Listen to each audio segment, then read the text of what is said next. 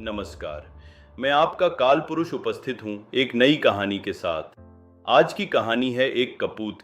बहुत समय पहले ऊंचे ऊंचे पर्वतों, पवित्र नदियों, हरे भरे खेतों और अथाह सागर के बीच एक विशाल और समृद्ध महल था। उस महल की स्वामिनी एक तेजस्विनी, दयालु, संस्कारी और सबका पालन पोषण करने वाली माँ थी। उसके साथ एक वीर, निष्ठावान और परिश्रमी सेवक था जो दिन रात उस महल और उसके परिवार की रक्षा और उन्नति में लगा रहता था। उसी महल में उस माँ का एक पुत्र रहता था। उसे किसी चीज की कमी नहीं थी, लेकिन एक दिन कुछ चालाक लोगों ने उसके मन में झर भरना शुरू कर दिया। वे उससे कहते, तुम्हारी माँ ने तुम्हें कभी तुम्हारा असली हक नहीं दिया। देखो, सामने वाला महल कितना बड़ा और चमकदार है।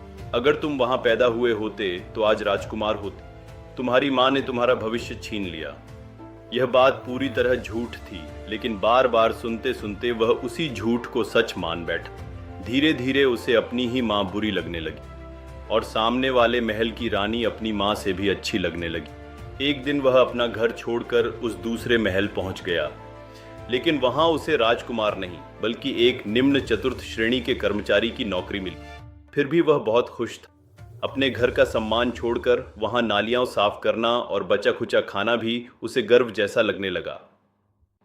जब कभी वह उस महल की छत पर जाता तो दूर खड़े अपने ही घर की ओर उंगली उठाकर अपनी माँ, अपने घर और उस वफादार सेवक को गालियां देती।